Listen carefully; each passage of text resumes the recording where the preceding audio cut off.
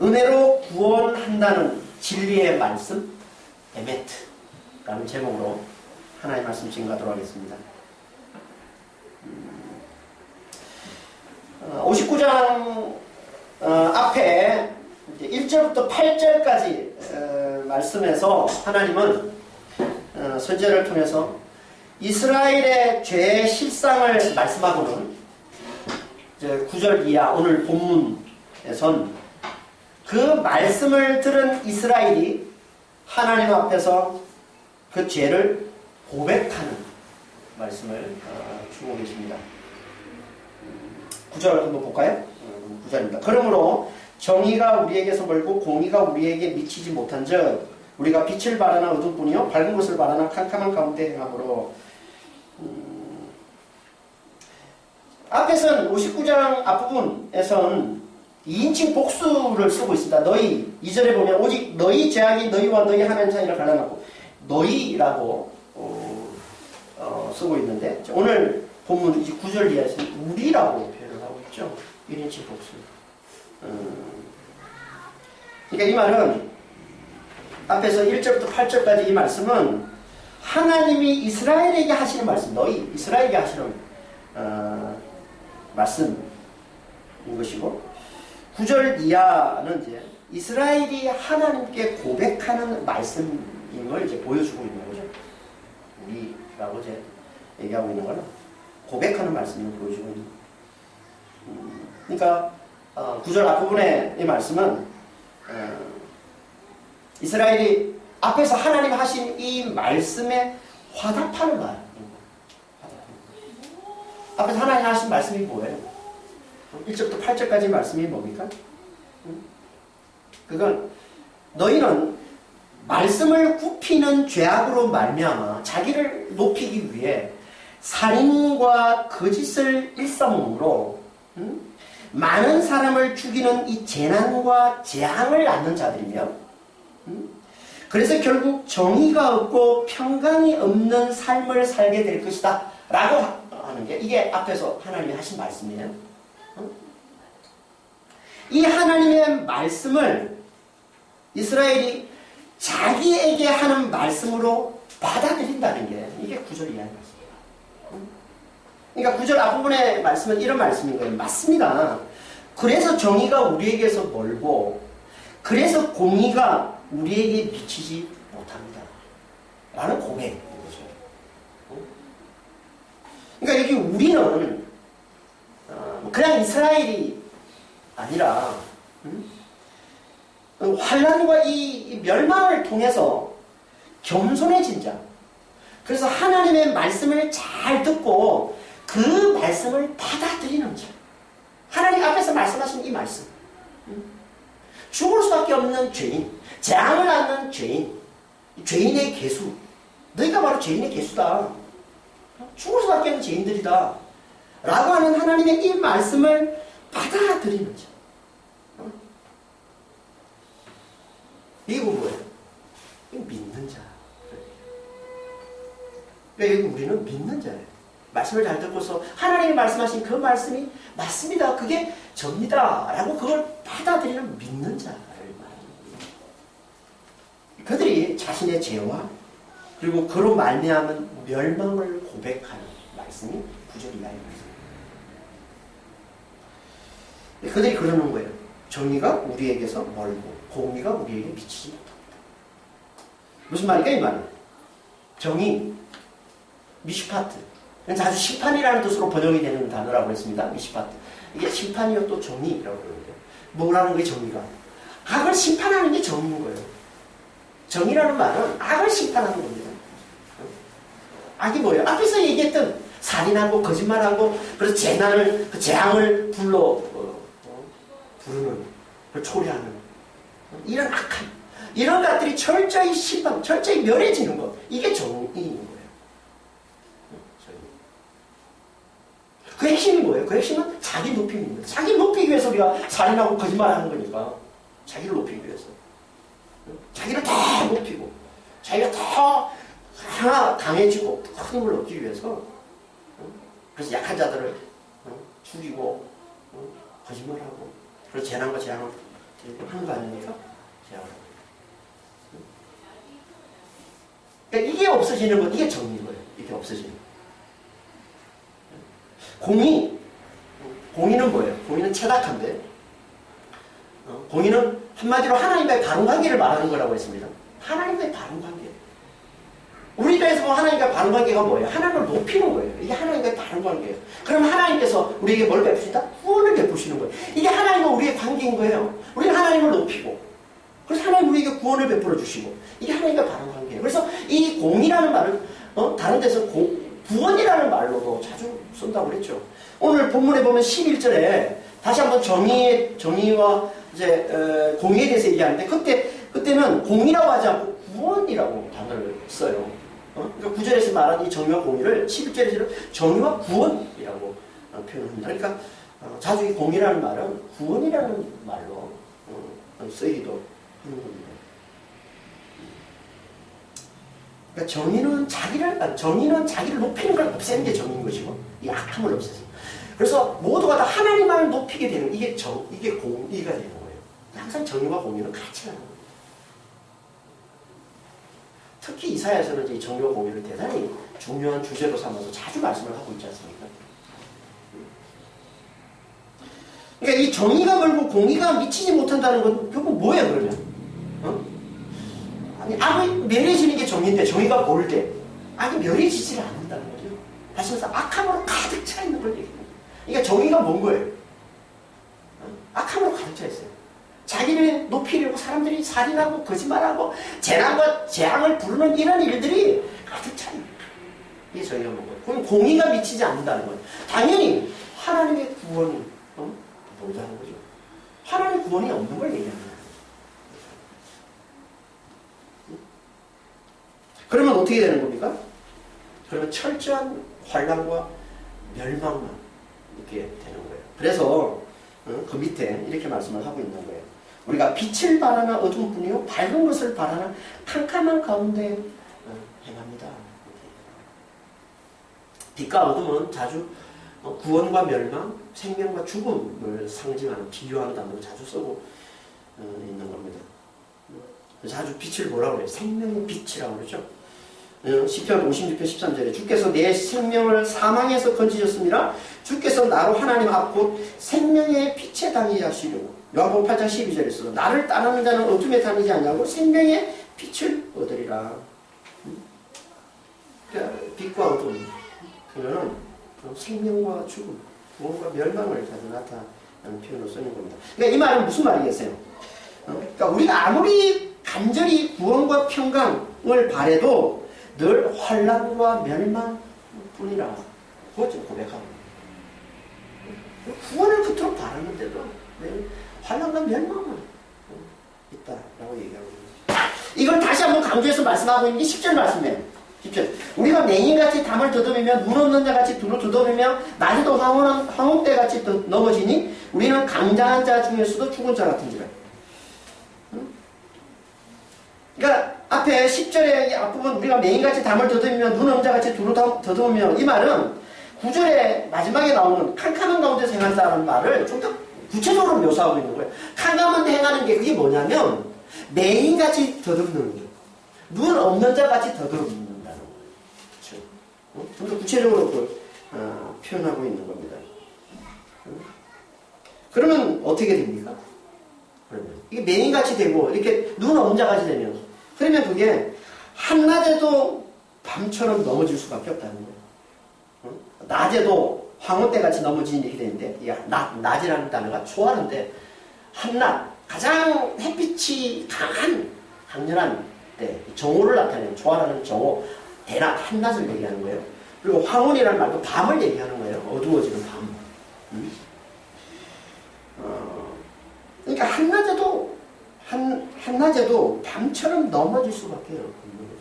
당연히 그렇죠. 맹인이 되고 뭐 눈이 없는 자가 되면 한낮에도 밤처럼 넘어지는. 그러니까 이 말은 무슨 말이에요? 이런 말이에요. 너무나 환해서 너무나 빛이 환해서 넘어질 수 없는 그런 대낮에도 밤처럼 되어서 넘어지고 만다. 그런 말이에요. 무슨 말인가 이 말이에요. 이 말은요, 우리가 58장에서 살펴봤던 58장 10절에 나오는 말씀과 정확히 대조되는 말씀이에요. 58장 10절이 무슨 말씀을 하고 있습니까? 58장 10절에 보면 줄인 자에게 내 심정이 동하며 괴로워하는 자의 심정을 만족하게 하면 내 빛이 허감 중에서 떠올라 내 어둠이 낮과 같이 될 것이며 내 어둠이 낮과, 여기 낮이 대낮, 한낮, 초하를 같은 말이에요. 이 말씀이 무슨 말씀이라고 했습니까?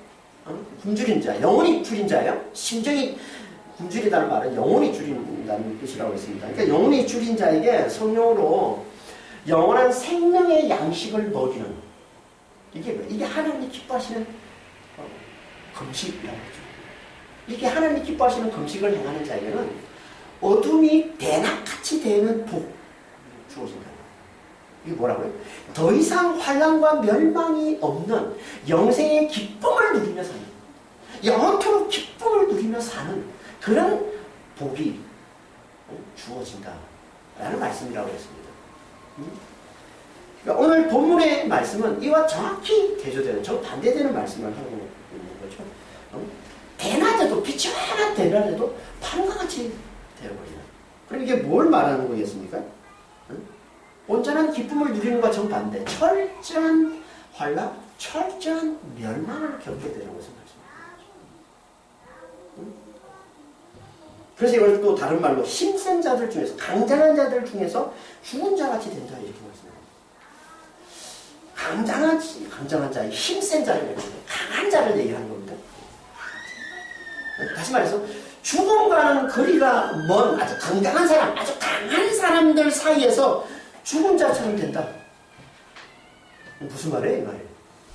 모두가 다 장수하는 마을에서 일찍 죽은 자처럼 되는 그런 말과 같은 거예요. 이 말은 이런 말입니다. 강할 수밖에 없고 장수할 수밖에 없는 그런 상황에서도 죽은 자가 돼요. 다시 말해서 어떤 상황에서도 구원과 생명을 누리지 못하는,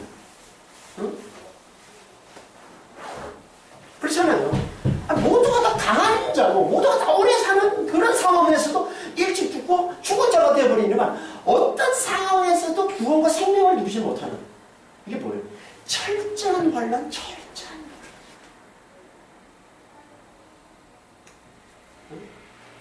철저한 환난과 멸망을 겪게 될 것을 이렇게 비유로 말씀을 하고 있는 겁니다. 그래서 신명기 28장에 보면 이 똑같은 소경이 대낮에 이렇게 더듬는다는 이 똑같은 비유를 써서 이렇게 말씀하고 있는 거예요. 신명기 28장 29절에 소경이 어두운 데서 더듬는 것 같이 내가 백주가 초하루 대낮에 한낮, 햇빛이 가장 쨍쨍한 한낮에도 더듬고 내 길이 형통치 못하여 항상 압제와 노략을 당할 뿐이니 너를 구원할 자가 없을 것이며,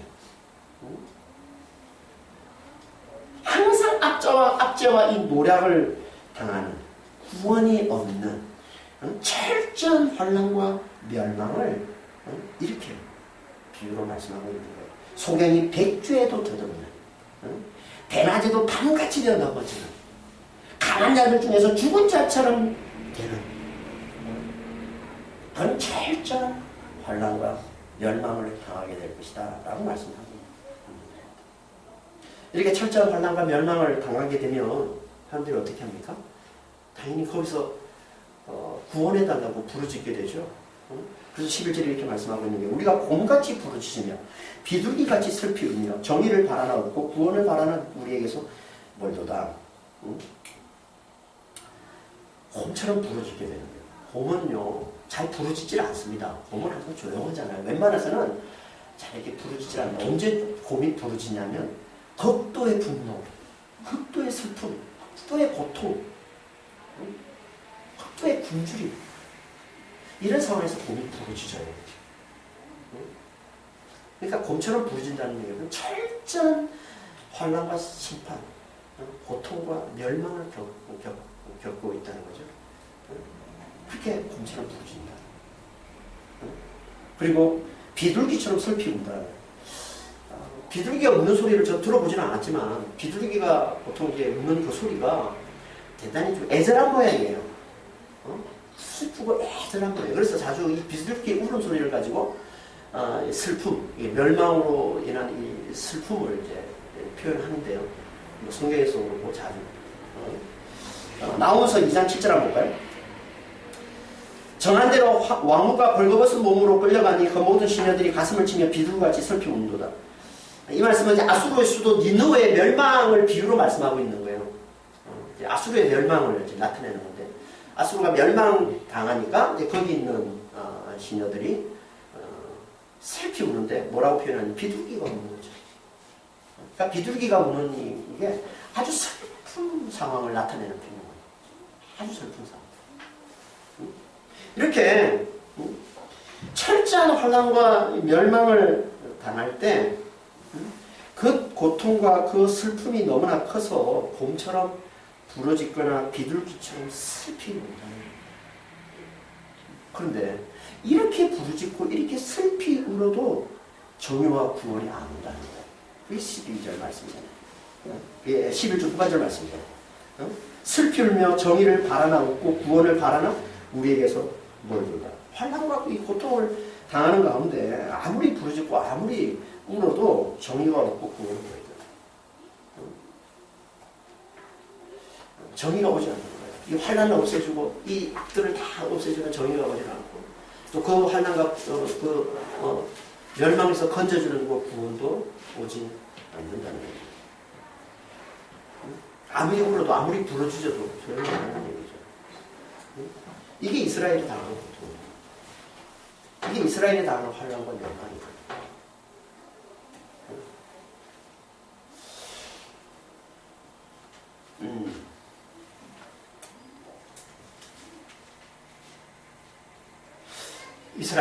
이스라엘은 구원받은 하나님의 백성이잖아요. 구원받은 하나님의 백성들이 이 땅의 삶의 모습을 이렇게 묘사합니다. 이렇게 철저한 환난과 철저한 고통, 철저한 멸망을 당하는 사람입니다. 대낮에도 밤처럼 되어서 넘어집니다. 환자들 사이에서 죽은 자처럼 되는 철저하십니다. 아무리 울어도 아무리 부르짖어도 구원받지 못하는 그런 삶입니다.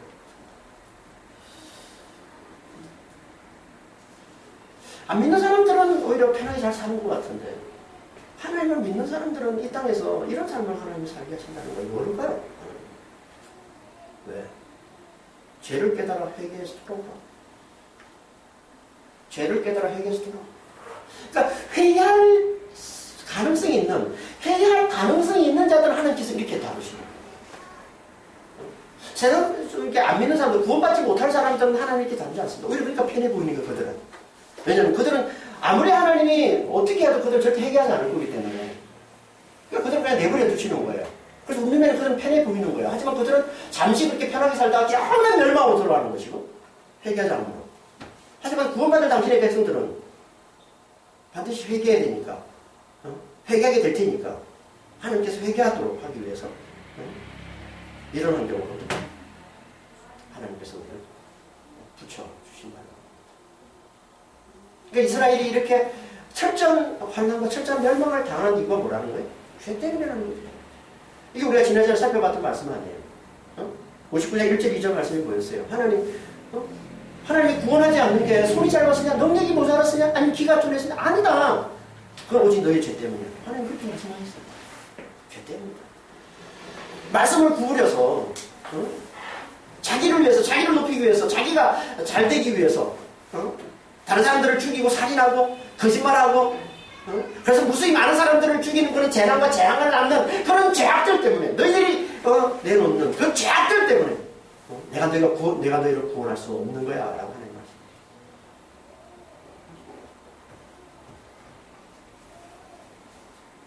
죄.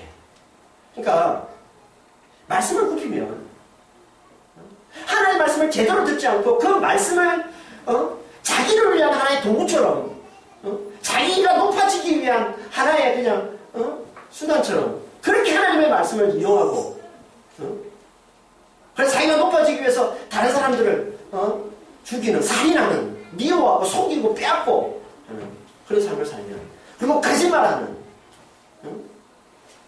그런 삶을 살면 어떤 삶이 된다고요? 이렇게 대낮에도 밤과 같이 되는 강한 자들 사이에서도 죽은 자처럼 되는 이런 철저한 환난과 멸망을 당하는 삶을 살 수밖에 없고 그 삶을 살면서 아무리 부르짖어도 아무리 울어도 하나님의 정의, 하나님의 공의가 구원이 이르지 않는 그런 삶을 살게 된다는 말씀을 보게. 그런데 이 철저한 혼란과 멸망에서 벗어나는 자들이 있다는 거예요. 그들이 누굴까요? 구분의 말씀을 다시 잘 펴는 사람. 이겠죠. 구분의 말씀을 다시 잘 펴는 사람. 그들이 누굽니까? 그들이 환란을 통해서 겸손해진 자, 겸손해서 하나님의 말씀을 잘 펴는 자.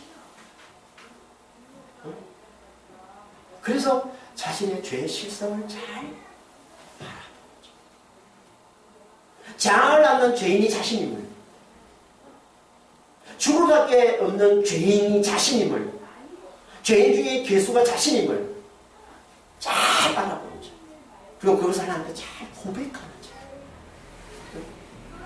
그리고 하나님의 그 은혜와 그 긍휼만을 굳게 붙드는 자. 이들에게만 하나님께서 구원을 베풀어 주신다. 그래서 요한일서 1장에 하나님께서 이렇게 말씀하고 있습니다. 요한일서 1장 9절 10절입니다. 만일 우리가 우리 죄를 자백하면 그는 미쁘시고 의로우사 우리 죄를 사하시며 우리를 모든 불의에서 깨끗하게 하실 것이요 만일 우리가 범죄하지 아니하였다 하면 하나님은 거짓말하는 이로 만드는 것이니 또한 그의 말씀이 우리 속에 있지 아니하니라. 우리가 우리의 이 죄를 용서받아서 구원에 이르는 길은 아주 간단합니다. 하나님 뭐라고 말씀하세요? 자백하기만 하면 된다. 자백하기만 하면 된다. 하나님께서 말씀하시는 그 죄악으로 가득 찬 자들, 죄악으로 가득한 그 재앙을 낳는 그 죄인들, 너희라고 하나님 우리에게 말씀하실 때 그 말씀을 받아들이고 맞습니다. 그 죄인이 접니다. 그 죽을 수밖에 없는 죄인이, 재앙을 낳는 죄인이, 죄인 중의 개수가 바로 접니다. 라고 자백하기만 하면 하나님께서 우리의 모든 죄를 깨끗하게 하시고 사해 주셔서 우리를 구원해 주신다는 거예요. 왜? 하나님은 미쁘시고 의로우시기 때문에. 하나님이 미쁘시고 의로우시다는 이 말은요, 미쁘다는 말은 하나님 믿음이 있었다는 말이거든요. 충실하시다는 말인데 이게 하나님께 적용이 되는 어떤 의미냐면 하나님께서 하신 그 약속을 반드시 지키시는 분, 이런 말이에요. 하나님이 미쁘시다는 말. 하나님이 약속하신 게 뭡니까? 하나님이 약속하신 게 뭐예요? 은혜로 우리를 구원하시겠다는 게 하나님의 약속이잖아요. 다시 말해서 하나님께서 은혜로 우리를 하나님만을 굳게 믿는 자로 만들어서 구원해 내시겠다는 게 하나님의 약속이에요. 이게 하나님의 언약인 거예요. 이 하나님의 이 약속, 이것을 하나님 반드시 지키시는 분, 이게 하나님 예쁘신 분이에요. 그리고 어렵다는 건 구원해 내시는 걸 말하는 거예요. 반드시 지키셔서 반드시 구원해 내신다는 거예요. 그분이 하나님이시라는 거예요. 그러니까 그런 분이시기 때문에 자기 죄를 고백하고 자기 죄를 자백해서 하나님을 믿는 자는 반드시 죄 사함을 주시는 거예요. 그 죄에서 깨끗게 해주셔서 반드시 그걸 구원해 내신다는 거예요. 그렇지 않고 자기를 죄 없다고 하면, 내가 무슨 그런 죄가 있어, 내가 무슨 죄인 중에 개수야, 내가 무슨 죄악을 낳는 죄인이야, 죽을 수밖에 없는 죄인, 무슨 내가 그런 죄인이야 라고 자기가 죄 없다고 하면 그건 뭐라는 거예요? 하나님을 거짓말쟁이로 만드는 거예요. 그렇죠. 하나님 우리 모두가 다, 내가 지난주에 살펴봤지만 로마서 3장 10절 이하에 우리 모두가 다 죄인이라고 하나님 말씀하시는데, 죽을 수밖에 없는 죄인, 재앙을 낳는 죄인, 모두가 다 죄인이라고 하나님 말씀하시는데 나는 죄 없다고 하면 그걸 뭐가 되는 거야? 하나님 거짓말쟁이다 이런 말인 거죠. 내가 죄 없다는 건 하나님 거짓말쟁이야 아니에요. 그러니까 둘 중에 하나인 거죠. 하나님이 진짜 거짓말쟁이가 되든지, 하나님이 진짜 거짓말쟁이시면 이 세상에 가장 불쌍한 자가 누굽니까? 우리죠. 그게 고린도서 15장 말씀이잖아요. 하나님 거짓말쟁이면 가장 인생이 가장 불쌍한 자들이 우리가. 그러니까 하나님이 진짜 거짓말쟁이가 되든지 아니면 죄 없다는 자가 그 자가 진짜 죽을 수밖에 없는 죄인, 재앙을 낳는 죄인이 되어서 철저한 멸망으로 들어가든지, 둘 중에 하나인 거죠. 하나님의 말씀을 통해서 계속 계속 이걸 말씀해 오셔서 계속 이걸 질문해 오신 거예요. 이거 모든 인생들이 죄인데, 철저한 죄인데, 죽을 수밖에 없는 죄인데, 그리고 그 죄인들은 철저한 심판을 당한다는 것을 하나님의 말씀을 통해서 계속 정언해 오셨어요. 그게 뭐예요? 그게 성경이잖아요. 성경은 다 그 얘기인 거예요. 이스라엘을 들어서 다 그 얘기하는 거잖아요. 하나님 이스라엘을 들어서 뭐 하시는 거예요? 철저한 죄인으로 돌통되시잖아요. 이스라엘을 들어서. 그리고 그들을 계속 심판하는 얘기를 하는 거죠. 그리고 예수님 오셔가지고는 그걸 인생 모든 세상 모든 인생에게 그걸 적용해서 우리가 다 죄인이다라고 얘기하는 거예요. 하나님의 은혜가 개입되지 않으면, 하나님의 사랑이 개입되지 않으면 우리는 다 철저한 심판, 철저한 멸망에 들어갈 수밖에 없다라고 하고 있는 게 이 성경 말씀 아니에요? 계속 이 말씀하고 있는 거잖아요. 그러니까 우리가 성경의 이 말씀을 좀 잘 듣고 이걸 잘 깨달은 자, 우리의 죄인됨과 이 죄, 하나님의 이 죄에 대한 철저한 심판을 잘 깨달은 자, 이게 누구예요? 이게 그 속에 말씀이 있는 자. 이들은 절대 하나님을 거짓말장이라고 할 수가 없다는 거예요. 그렇잖아요. 말씀을 그래서 자신의 죄인됨을 깨달은 자는 절대 하나님을 죄인됨을 할 수, 거짓말장이라고 할 수 없어요. 누가 하나님을 거짓말장이라고 한다고요? 그 속에 말씀이 없는 자, 말씀을 듣지 않고, 하나님의 말씀을 듣지 않고, 이걸 몰라. 자기의 죄인됨을 깨닫지를 못하는 자. 이들은 그 속에 말씀이 없는 자이기 때문에 그들은 자기가 죄 없다고 하면서 하나님을 거짓말장이로 만든다는 거예요. 그런 자들은 어떻게 된다고요?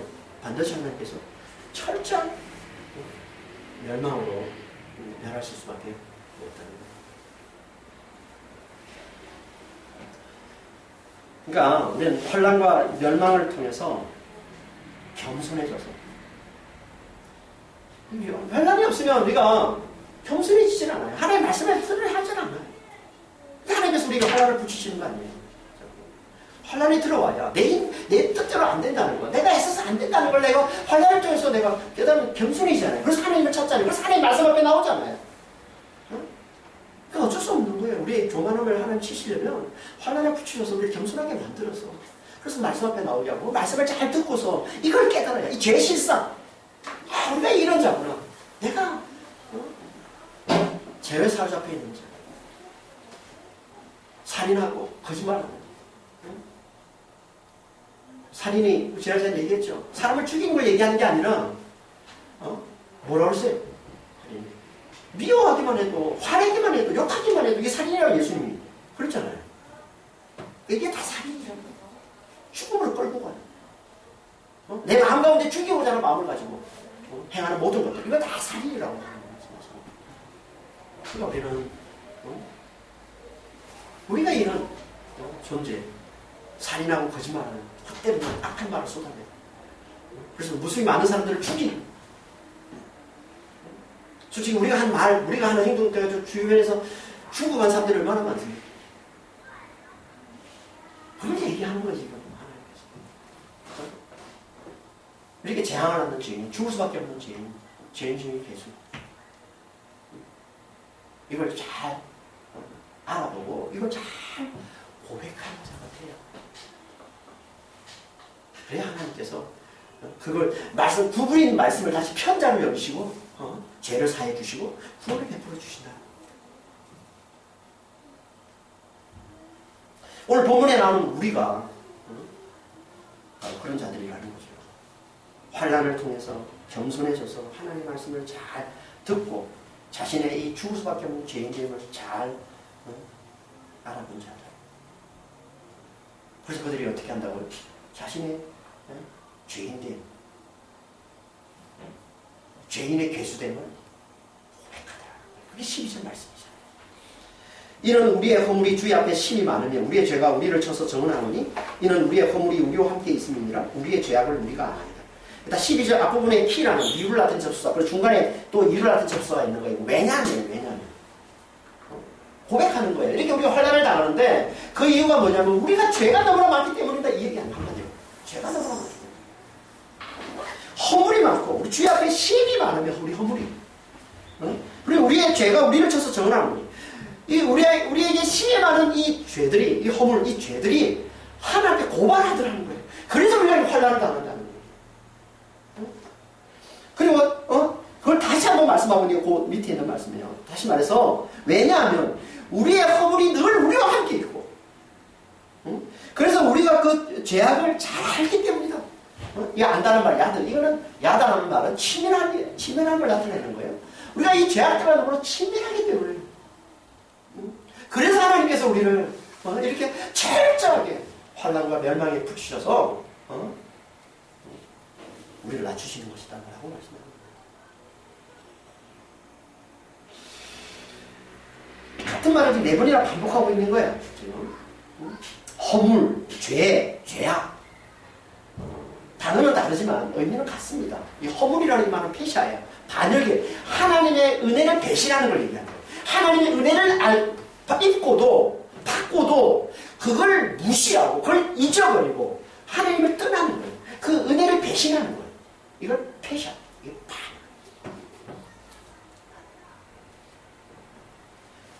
죄는 하타. 지난 시간에 배웠죠. 하타. 하나님의 뜻에서 벗어난 거예요. 하나님의 뜻이 있는데 그 뜻에서 벗어나요. 그래서 하나님의 뜻을 무시하고 대적하는 거예요. 이게 하타, 죄라는 것이고, 죄악은 아온이라고 해서 말씀을 구부리는 거예요. 하나님의 말씀을 구부리는 거예요. 하나님의 말씀을 무시하고 하나님의 말씀을 대적하는 거예요. 자기를 높이기 위해서 말씀을 이용하는 거예요. 이게 다 같은 의미를 담고 있는 겁니다. 그러니까 이런 말을 반복해서 쓰고 있는 거는 뭘 나타내는 거야? 자신이 죄인됨을 너무나 잘 알고 있다는 거야. 죄인됨을. 자기가 이렇게 철저하게 환난을 당하고 멸망을 당하는 건 자신의 허물이 하나님께 너무나 많고 그 죄들이 하나님께 고발하기 때문에 그리고 그 허물이 늘 자기들과 함께 있어서 자기들이 그 죄악들과 너무나 친밀하기 때문입니다. 한마디로 하면 자신들은 허물이 많고 죄가 많고 죄에 깊이 사로잡혀 있는 거죠. 죄인의 개수.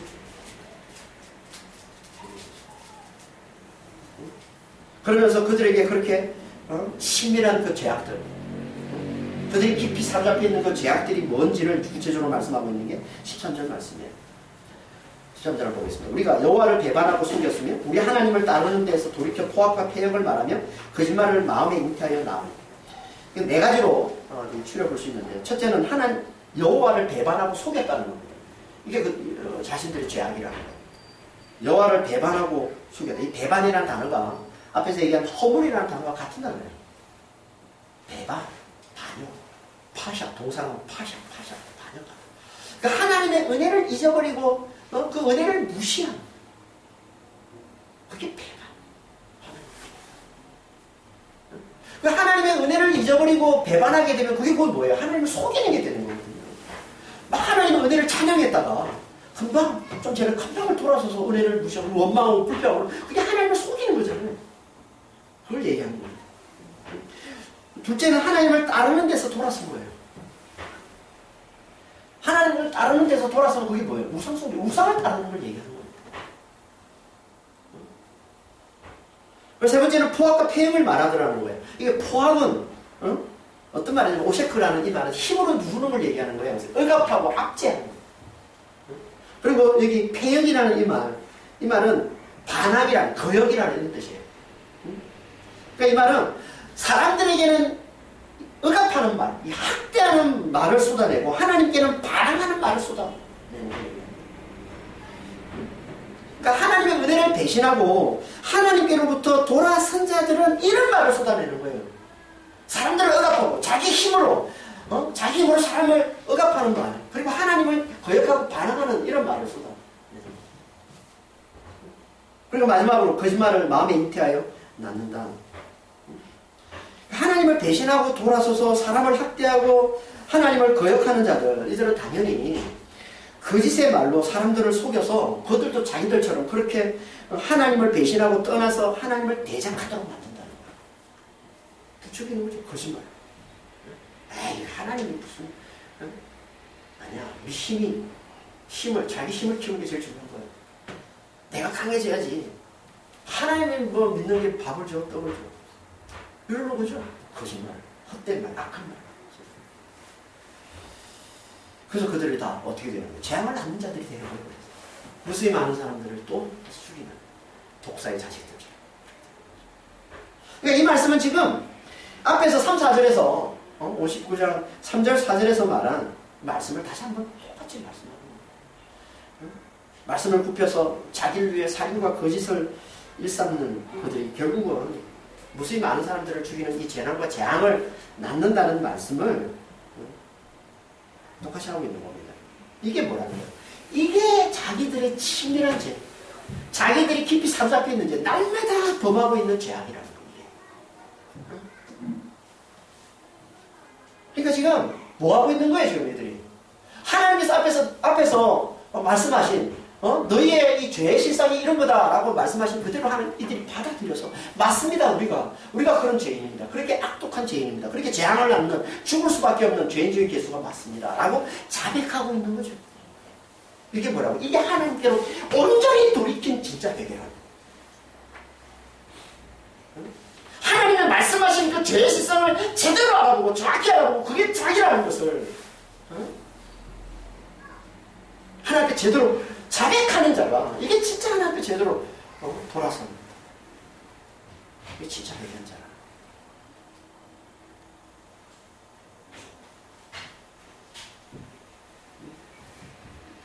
이들은 이렇게 자기들이 그렇게 죄에 깊이 사로잡혀 있기 때문에 정의가 자기에게서 멀고 그리고 공의가 자기들에게 미치지 못한다 라고 얘기하고 그래서 자기들이 지금 이렇게 철저한 혼란, 철저한 멸망을 당하고 있다라고 얘기하고 이게 9절부터 13절까지 말씀이잖아요. 13절. 그래서 이 말씀을 압축해서 이걸 요약해서 다시 한 번 더 말씀하고 있는 게 14절 말씀. 14절 한번 볼까요? 정의가 뒤로 물리침이 되고 공의가 멀리 섰으며 성실이 거리에 엎드려지고 정직이 나타나지 못하는도다. 14절 앞부분에 정의가 뒤로 물리침이 되고 공의가 멀리 섰으며 라는 말은 9절 앞부분하고 같은 말씀이에요. 그렇죠? 한 번 더 반복하고 있는 겁니다. 이 말씀은 중간에 이유를 나타내는 접속사 키라는 접속사가 있습니다. 근데 이걸 한글 성경으로 이렇게 번역을 하면서 그걸 좀 이렇게 생략을 해버렸는데 그걸 살려서 좀 더 정확하게 번역을 하면 이런 말이에요. 정의가 뒤로 물리침이 되었고 공의가 멀리 서 있다. 왜냐하면 성실 애매한데 진리를 말하는 성실이 거리에서 엎드리죠. 이 거리라는 말도 레호브라는 말인데 넓은이라는 뜻이에요. 넓은 광장을 나타내는 말이에요. 사람들이 많은 광장. 광장에서 엎드려졌고 정직이 들어갈 수 없기 때문이다.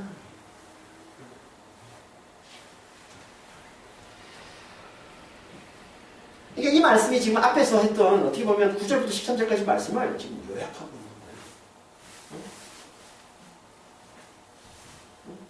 그러니까 9절 앞으로 맨 앞에서 했던 정의가 멀고 공의가 미치지 않는다라는 말씀을 한 번 더 말씀하면서 9절부터 11절까지 말씀을 지금 요약해서 말씀하고 있는 것이고 그리고 12절, 13절을 뒷부분에 12절 후반절에서 진리가 광장에서 엎드려졌다라는 말씀으로 요약해서 말씀하고 있습니다. 같은 말을 하고 있는 12절과 14절. 자, 한번 보겠습니다. 정의가 뒤로 물리침이 되고, 뒤로 물리침이 되고, 물리침이 된다는 말은, 이 말은,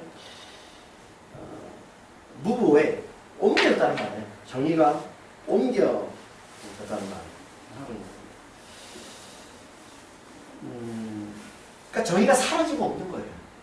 정의가 사라지고 없는 거예요. 정의가 뭐라고 했습니까? 악의 심판, 악의 출장이다 멸해지는 거. 살인, 거짓, 재앙, 재난, 이런 것들이 다 사라지고 오면. 근데 이 정의가 사라지고, 악이 사라져야 돼야 되는데, 오히려 정의가, 그 심판이 없다는 얘기는 악으로 가득 참을 나타내는 거죠. 같은 말을 하는 거예요. 앞에서 얘기했던 정의가 멀리 있다는 말씀은 같은 말씀입니다. 그러면 어떻게 돼요? 당연히 공의도 멀리 있게 되는 거죠. 공의, 하나님과의 바른 관계, 구원, 그것도 멀리 있게 되는 거예요. 구원이 오래지는 거예요. 그래서 당하는 게 철저한 판단과 멸망, 라고 얘기하고 있는 거죠. 이게 이제 11절까지 말씀이잖아요. 11절까지. 그런데 그 이유를 이제 12절에서는 허물이 많기 때문이다. 죄악에 깊이 사로잡히기 때문이다. 이렇게 말씀을 하고 있는데 그걸 14절에서는 14절 후반절에서는 새롭게 이제 이렇게 말씀하고 있는 거죠. 진리가 광장에 엎드려졌고 정직이 들어섰기 때문에 광장에 엎드려졌다. 진리가 광장에 엎드려졌다.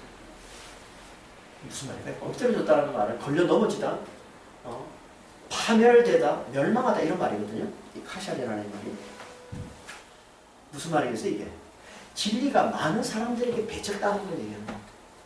광장에서 엎드려져, 광장, 사람들이 많은 곳에서 엎드려져, 걸려 넘어졌다는 얘기는 배쳤다고 짓밟히는 걸 얘기하는 거예요. 진리. 거부당하는 걸 얘기하는 거예요. 정직이 들어올 수 없다는 말도 마찬가지죠. 사람들이 정직을 받아들이지 않는다.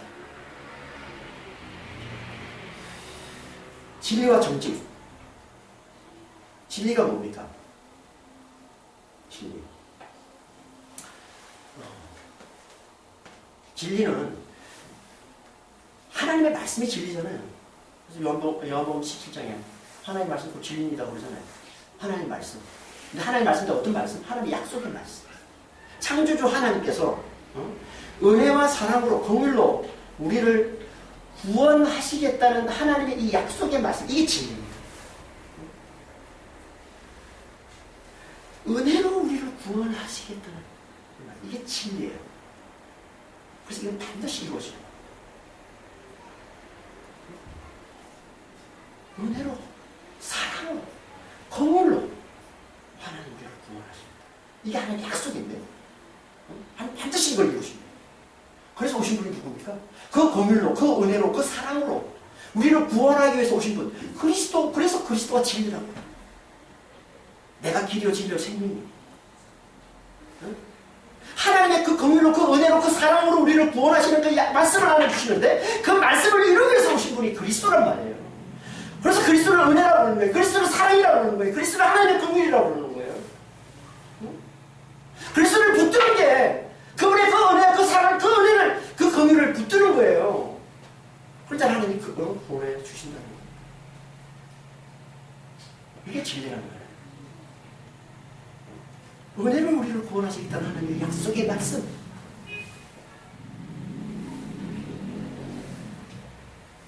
이건 다른 말로 정직이라고 그러는 거예요. 정직이라는 말은 고든 것, 바른 것이란 뜻인데, 이 단어를 가지고 진리라는 의미로 성경에 자주 사용합니다. 한 군데 보겠습니다. 이사야서 30장 10절입니다. 그들이 선견자에게 이르기를, 선견자가 선지자와 같은 말이에요. 선견자에게 이르기를 선견하지 말라. 선지자에게 이르기를 우리에게 정직한 것을 보이지 말라. 선견하다는 말은 계시를 보여주다는 말이거든요. 진리를 말하는 걸 얘기하는 거예요. 그러니까 그걸 다른 말로 정직한 것을 보이지 말라 이런 말이에요. 진리를 얘기하는 겁니다. 그리고 뭐라고 그래요? 부드러운 말을 하라. 거짓된 것을 보이라. 정직한 것을 보이지 말고 부드러운 말을 하라. 거짓된 것을 보이라. 반대말이 거짓. 거짓의 반대말이 뭐예요? 진리잖아요. 그러니까 정직한 건 진리를 말하는 거죠. 그러니까 정직한 것은 진리를 말하고 부드러운 것은 거짓을 말하는 거예요. 이걸 신약에서는 뭐로 표현하는지 아세요? 히브리서 5장에서 단단한 친구가 젖으로 표현하는 거예요.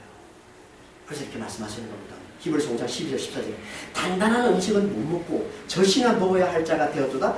이는 젖을 먹는 자마다 어린아이니 의의 말씀을 경험하지 못한 자예요. 의에 이르는 구원에 이르는 말씀, 진리를 알지 못하는 자입니다.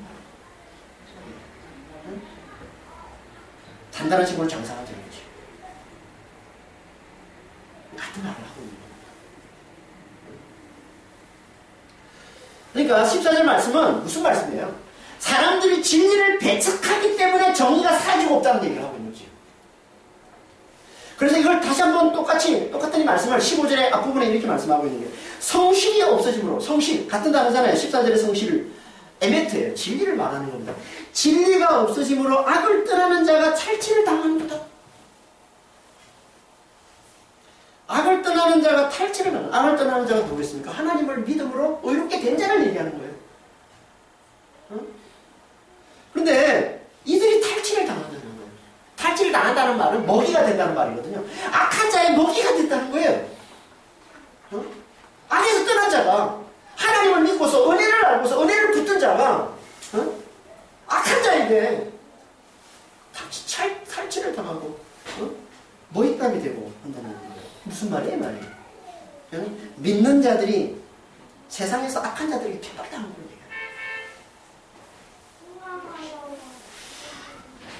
아브라함 때 약속의 자녀, 은혜의 자녀, 성령의 아들인 이삭이 율법의 아들, 육체의 아들인 이스마엘에게 학대당하고 괴롭힘 당했듯이 그렇게 믿는 자들이 악한 자들에게 똑같이 핍박당한다는 걸 얘기합니다.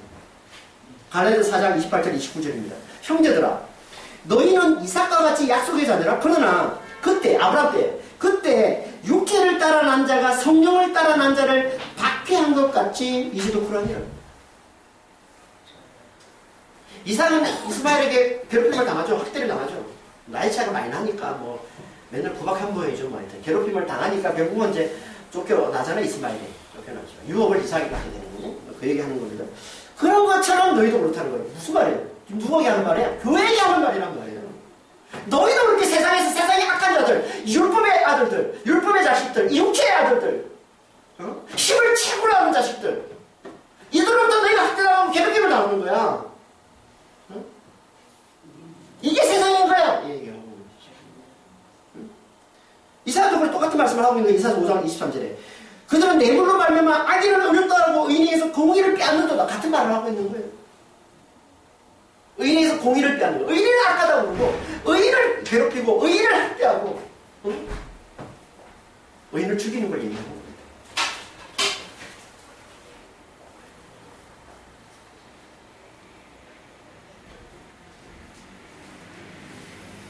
이렇게 악에서 떠난 자들이 탈취를 당하는 거야. 이게 뭐예요? 이게 세상의 정의와 공의가 사라지고 오는 거예요. 그래서 세상은 천천멸망이라.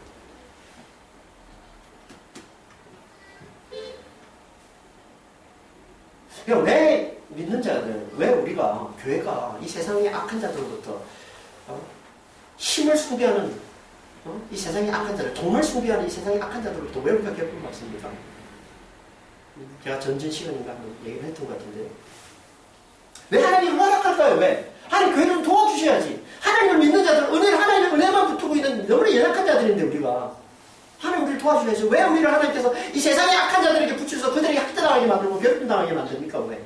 왜 그럴까요? 그건 이 세상의 죄를 확정하기 위해서 그렇다 그러죠. 세상이 죄악, 약함, 이걸 빼도 박도 못하는 확실한 증거로 하나님 삼으시기 위해서 하나님 그렇게 하십니다. 물론 우리 믿음을 연단하시면서 하나님 이거 가지고 일석이조로 하시는 거죠. 우리는 고난 가운데서 우리 믿음이 연단되는 거고, 그래서 연단, 우리 뭐라고 그래요? 사도 야고보와 사도 베드로가 뭐라고 그러는 겁니까? 너희가 시험이 오면, 너희가 환난을 당할 때 오히려 기뻐하라고 그러죠. 왜? 믿음의 연단이 검보다 더 나아서, 점검은 이 연단된 검보다 더 나아서 주님 오시는 그날에 칭찬과 영광을 얻게, 존귀와 영광을 얻게 하기 때문에 기뻐하라. 믿음의 연단을 가진 우리에게는, 믿음의 사람에게는. 하지만 악한 자들에게는 빼도 박도 못하는 확실한 증거가 되는 거예요. 그들의 악함. 은혜만을 붙들고 하나님을 의지하는 우리를 괴롭히는 이 세상은 이 확실한 이 증거 때문에 영원한 멸망으로, 반드시 영원한 멸망으로 들어가고 만다는 겁니다. 그걸 얘기하는 거예요.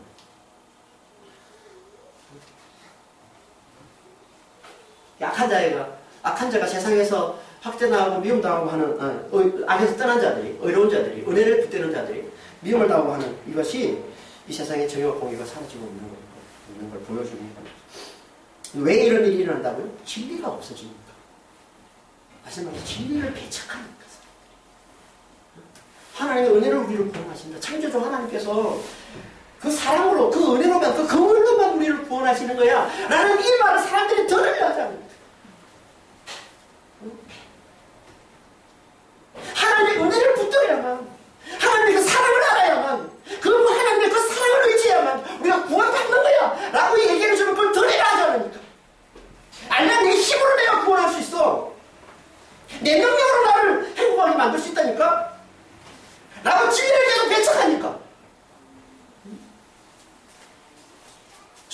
사라지고 없다는 거예요. 악이 판을 친다는 거예요.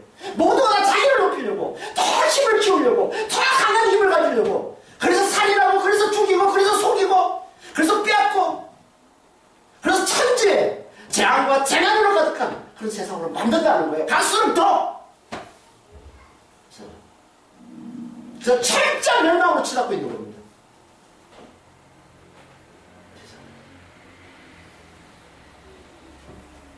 진리를 배척하니까. 은혜로만 구원이야. 은혜를 의지해야 돼. 은혜를 붙들어야 돼. 하나님의 사랑을 알아야 돼. 그 사랑을 의지해야 되는 거야. 여러분 그 말을 배척하니까. 그걸 무시하니까. 은혜를 잊고서도. 하나님의 은혜로 살면서도.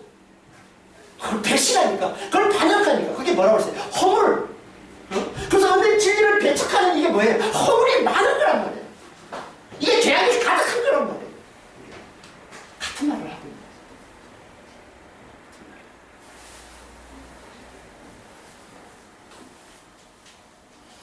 은혜로만 구원이라는 이 진리를 배척하면 우리는 은혜를 대신하는 허물들과 하나님의 뜻을 대적하는 죄들과 말씀을 굽혀 자기를 위해서 살인과 거짓, 재난과 재앙을 하는 이 죄악들로 가득할 수밖에 없고, 그러면 정의와 공의가 사라져서 하나님의 철저한 심판과 멸망을 피할 수가 없다는 겁니다. 우리는 여기서 벗어나자는 거예요. 어떻게 벗어난다고요? 환난을 통해서. 우리가 당하는 환난을 통해서 좀 겸손해져서 하나님 말씀 좀 잘 듣고, 우리의 죄의 실상, 죽을 수밖에 없는 죄인데, 죄인의 괴수됨, 그게 나라는 이 죄의 실상을 좀 잘 깨달아서 잘 고백하는 자가 됩니다. 이렇게 고백하는 자가 되면 은혜로만 구원받는다. 이 진리의 말씀을 잘 깨달아서 그리스도만을 굳게 붙드는 자가 됩니다. 그들에게 주어진 게 구원이라. 자기 죄를 잘 고백하는 자가 은혜로만 구원받는다는 이 진리를 잘 깨닫는 자가 되는 겁니다.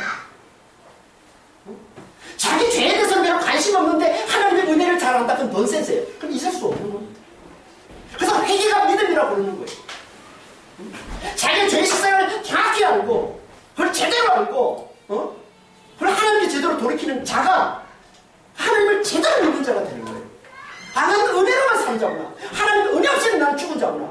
그 사랑 없이는 나는 죽은 자구나. 하나님의 긍휼로만 나는 사는 자구나. 그래서 그 하나님의 그 은혜, 그 사랑, 그 긍휼만을 굳게 붙드는 자가 되는 거예요. 그리스도만을 굳게 붙드는 자가 되는 겁니다. 그 은혜로 우리에게 찾아오시고 그리스도만 그들에게만 구원이 주어진다. 그들에게 놀라운 구원이 주어진다. 그걸 말씀하고 있는 게 15절 후반절 이후의 말씀이에요. 그러니까 15절 후반절 이후의 말씀은 이제 이사야서 마지막 하이라이트인데요.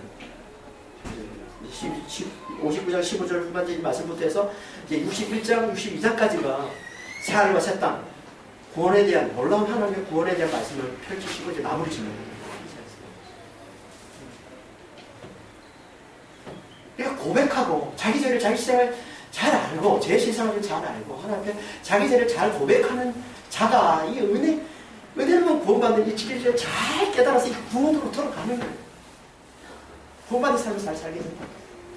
그러니까 말씀 좀 잘 들으시고 살면서 주어지는 이런 어려움들, 이런 환난들 이런 것들을 있으면 겸손해지셔서 하나님을 떠나니까 내가 하나님을 무시하니까 내 삶이 이렇게 고달프고 내 삶이 힘든 거구나. 하나님의 은혜를 떠나서 살 수 없구나. 이걸 깨닫고 하나님 와서 하나님 말씀 좀 잘 들으시고 우리의 죄의 실상을 좀 잘 깨닫고 내가 깨달아야 내 죄의 실상을 잘 깨달아야 나의 무력함을 잘 깨달아야 나에 대한 절망을 해야 하나님을 더 의지하죠. 내가 믿고 있는 내가 나를 더 신뢰하고 내가 나를 더 긍정하고 하면 어떻게 우리가 하나님을 찾습니까? 아니란 말이에요. 좀 잘 깨달아서 우리 죄의 실상을 좀 잘 알아보고 하나님 그걸 잘 고백함으로 하나님 우리에게 베푸신 이 은혜가 뭔지 이게 얼마나 대단한 건지 이게 얼마나 귀한 것인지 이게 얼마나 큰 축복인지 잘 알아보고 그 은혜만을 굳게 붙드는 그 그리스도만을 굳게 붙드는 그래서 그리스도를 통해서 우리에게 주어지는 놀라운 영원토록 누리시는 그 구원의 그 기쁨을 맛보여주기 위해서 오신 그 성령 안에서 그 구원을 맛보며 사시는 여러분 다 되시기를 예수님 주고 기도하겠습니다. 하나님 아버지,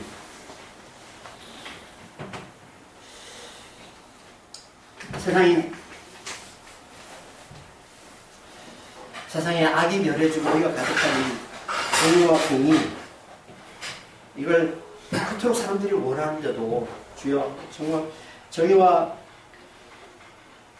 공의를 누리는 삶을 살지 못하는 건, 늘 자기를 높이는 이 악으로 가득한 삶을 살게 되는 건, 우리가 하나님의 은혜로만 구원을 받는다는 이 진리를 우리가 배척하기 때문에, 이 진리를 우리가 제대로 듣지 않기 때문에 그렇습니다.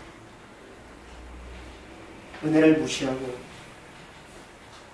그래서 말씀을 굽혀서 자기를 높이기 위해 남을 죽이는 그 살인, 그리고 그걸 부추기는 그 거짓이 난무하기 때문에 아버지 하나님, 이 세상은 악으로 가득한 세상이 되고, 그래서 결국은 철저한 환난과 멸망으로 들어갈 수밖에 없음을 오늘 말씀을 통해서 저희들에게 깨우쳐 주시니 주 감사합니다. 저희들은 한 사람도 거기에 사로잡혀 사는 자가 되지 않도록, 아버지 하나님 여기서 벗어난 자가 될 수 있도록 저희를 축복하여 주시옵소서. 그러면 주님, 우리에게 주어진 이 환난을 통해서 정말 겸손해지게 하시고, 겸손해지고 그 겸손한 마음으로 하나님 말씀을 잘 들으면 우리의 죄의 시사를 깨달아야 우리 하나님 앞에 우리의 죄를 정확하게 하나님 앞에 자백하는 자가 돼야 아버지 하나님, 우리가 은혜로 구원받는다는 이 진리를 제대로 깨달아서 하나님의 은혜로우신 그리스도만을 굳게 붙들므로 구원을 누리는 삶을 살 수 있습니다. 제 모두가 다 잘 회개하고 잘 자백하고, 그래서 은혜의 말씀을, 은혜로 구원받는 이 진리의 말씀을 잘 깨달아서 성령 안에서 구원을 맛보고 누리는 삶을 다 사는 자가 될 수 있도록 축복하시고 인도하여 주시옵소서. 감사하며 우리 주 예수 그리스도를 기도합니다.